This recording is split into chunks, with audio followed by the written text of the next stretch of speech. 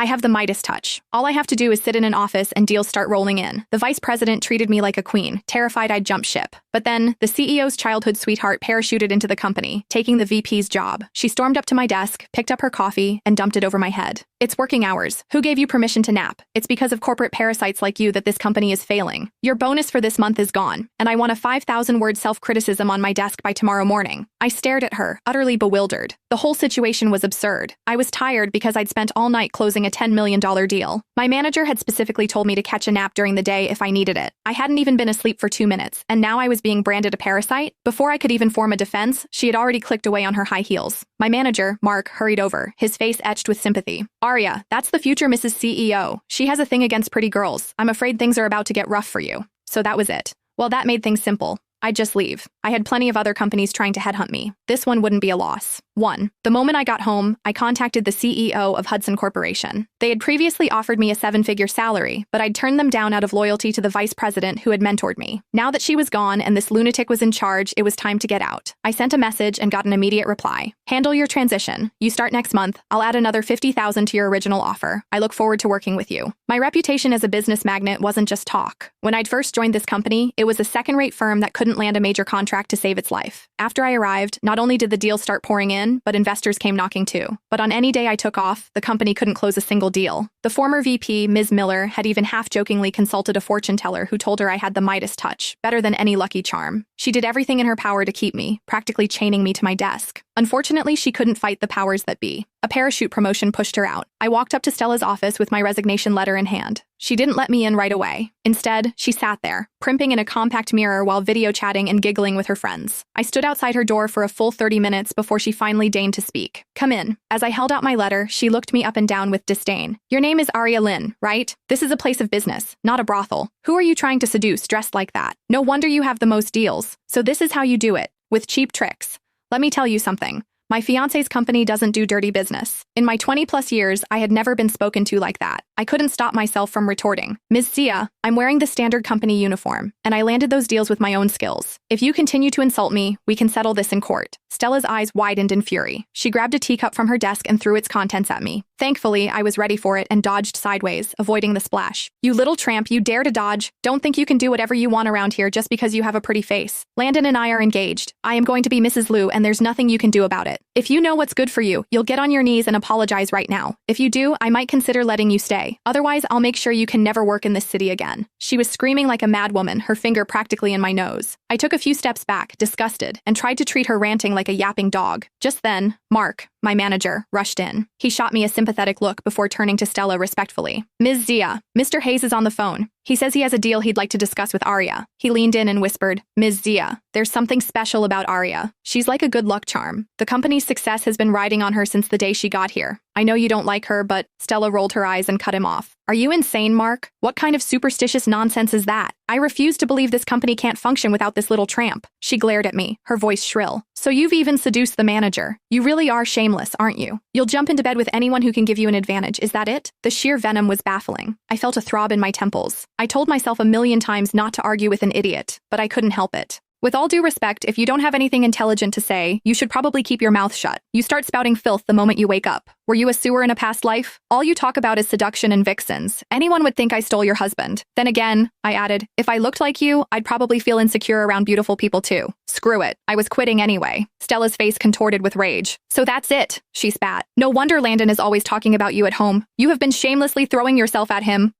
So Landon was the one who threw me under the bus. Stella stared at me as if she wanted to tear a chunk out of my flesh. She turned to Mark. From now on, all of Arya's accounts are to be handed over to someone else. Her new job is cleaning the bathrooms. No pay until they're spotless. Mark looked horrified. Who makes their top salesperson clean toilets? It was financial suicide. Ms. Shia, Arya's clients are all long-term partners. If we suddenly switch their contact, I'm worried they'll— Stella cut him off impatiently. They're long-term clients, so they won't mind a new contact person. Just do as I say. She shot me a triumphant look. her eyes falling on the letter in my hand. A smirk played on her lips. Is that the self-criticism I asked for? I don't feel like reading it today. Go back and write 20,000 words. By hand. I'll be checking it personally. This woman was certifiable. I was done. I placed the resignation letter on her desk. Sorry to disappoint you, but I don't have time for that nonsense. I quit. This is my resignation. 3. Mark looked like he was about to have a heart attack. Aria, you can't, he pleaded, his voice cracking. You've been with us for years, working so hard. You haven't even gotten your year-end bonus yet. Don't be impulsive, Stella tisked, picking up the letter with 2 fingers. She glanced at it and scoffed. Quitting? What kind of act is this? Who else besides LuCorp is going to pay you $1 million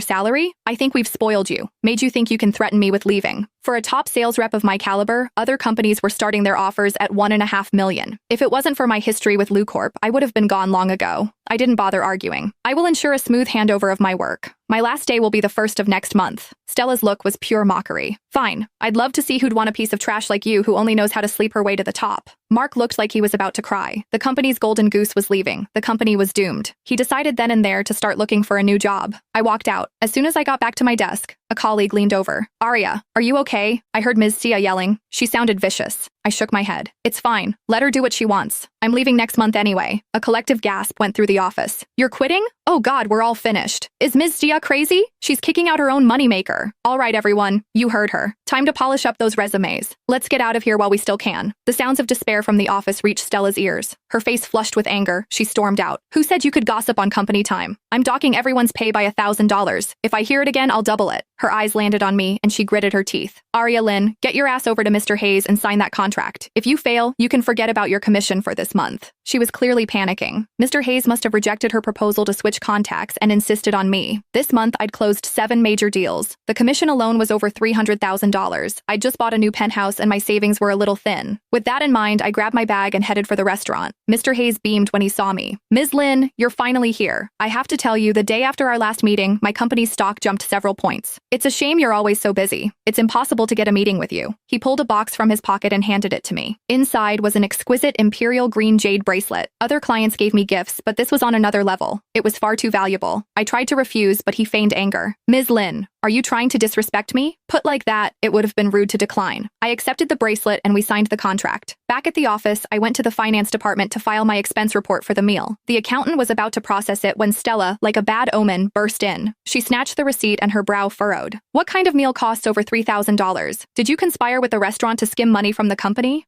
Was she serious? It was a multi-million-dollar deal. Was I supposed to take the client to a street food stall instead of a 5-star hotel? Before I could respond, the accountant explained, Ms. Shia, Mr. Liu's policy is that any deal over $500,000 can be celebrated at a 5-star restaurant. Aria hasn't broken any rules. Being contradicted sent Stella into a rage. Who are you to question me? I see this little tramp has bought you off too. The accountant stared, aghast. Ms. Shia, how can you say that? The accountant's face went pale. She had worked at Luke Corporation for nearly 10 years. One sentence from Stella, and her livelihood was gone. For a moment, the entire finance department fell silent. Then I stepped forward. Miss Sia, according to company policy, department heads don't have unilateral authority to terminate finance personnel. Any dismissal requires HR review and executive approval. Stella laughed. Policy? I make the policy now. The accountant's eyes reddened. Miss Sia, I didn't do anything wrong. You contradicted me. Stella pointed at the door. Get out. But the accountant's termination letter never made it out of HR. By the time Stella stormed back to her office, another problem had already landed on her desk. Then another. Then 5 more. It started with Hayes Group. The $10 million contract I had signed was perfectly valid. Unfortunately for Stella, she'd been so busy trying to humiliate me that she forgot to send the finalized paperwork to legal. A competitor swooped in and stole the expansion project attached to the deal. Luke Corporation lost another $20 million in future revenue. Stella blamed legal. Legal blamed sales. Sales blamed Stella. The meeting ended with 3 directors resigning. A week later, a warehouse manager accidentally forwarded internal emails to a client. The emails contained screenshots of Stella insulting customers. That client terminated their partnership immediately. The screenshots spread through the industry like wildfire. 2 investors pulled funding. The stock dropped again. Stella still refused to admit fault. It's all coincidence. 3 days later, the company's server crashed. The backup server crashed too. Then the emergency backup failed. The IT department discovered that Stella had personally approved a budget cut 6 months earlier to save money. The very system she gutted was the one supposed to protect company data. Millions vanished overnight. Coincidence? According to Stella. Then came Landon's turn. His father, chairman of the board, finally intervened after seeing the latest quarterly report. The old man reviewed everything personally. The lost clients, the resignations, the lawsuits, the public scandals, the collapsing stock price. Every trail led back to Stella. And every document carried Landon's signature. The board removed him as CEO. His replacement was announced the next morning. Miss Miller, the former vice president, the one they had pushed out. When the news broke, employees practically celebrated. Someone even set off fireworks outside headquarters. A woman wearing designer heels strode into the executive floor. She looked me up and down. Her expression immediately soured. Oh, I knew that tone. The same one Stella had used. The woman glanced at my office, then at my title, then at my face. Jealousy flashed across her eyes. She walked directly to the CEO's office without knocking. An hour later, my assistant came running over. Miss Lin. What is it? The assistant swallowed nervously. The chairman's daughter just joined the company. And she says your office is too large. I stared. The assistant continued. She wants it. A slow smile spread across my face. Through the glass wall, I saw the chairman's daughter glaring in my direction.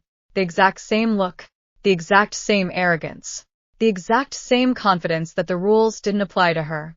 Somewhere far away, thunder rumbled. I leaned back in my chair and opened a bag of popcorn. Here we go again. The cycle had begun. Once. Twice. And now a third time. I was starting to enjoy it.